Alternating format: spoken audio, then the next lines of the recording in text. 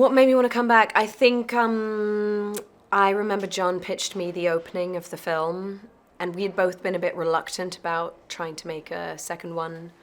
But it was just an undeniable idea. And so I think I love this character, I love this family, and I love seeing them tested to the limits like the expansion of this world was bound to. It was never in the picture. I mean, it was never even discussed until the film came out, and it was obvious that people loved it and wanted to know what happens next. But even then, we were really reluctant to sort of entertain the idea of doing another one. And then I think ultimately it just came down to that John had this idea that he couldn't shake and felt he needed to do it. Evelyn is now completely alone and has 3 children, one of whom is a newborn baby, no home, no husband. Where does she go? Who's going to help her? What's she going to do? And enormous pressure is put on her shoulders to try and keep these kids alive. And I think she's someone who would ferociously go to the ends of the earth to protect her family. And this is what you're going to see in the second one. Some of the new dangers are really, the people that they encounter, as well as the further exposure to the creatures, because they've lost their home and their safe haven, and they were living in a very specific way that enabled their survival, and now that's been stripped away from them.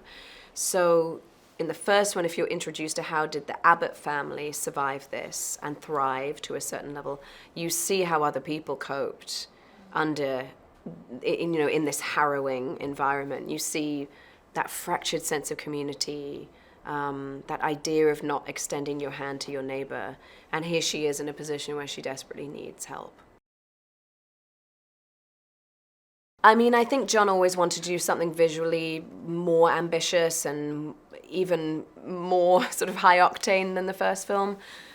And we had these extraordinary set pieces that he wrote, and then we managed to find locations for them in Buffalo, which really offered us these enormous abandoned industrial buildings, steel mills, coal mines, and that apocalyptic feeling that a lot of those abandoned industry buildings have. And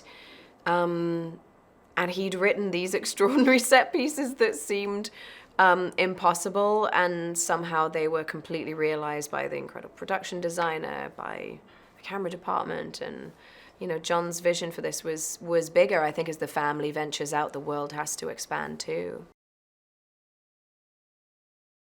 Well, I think you'll expect the same sort of muscular, tense, horrifying experience that the first one offered you. But I think if you have any investment in these characters whatsoever, you're going to feel very emotional for them going into this part 2, where the stakes are heightened exponentially for them. And so I think what I've gathered from people who sort of loved the first one is that they find this one actually very emotional, like watching these kids and this mother try to survive.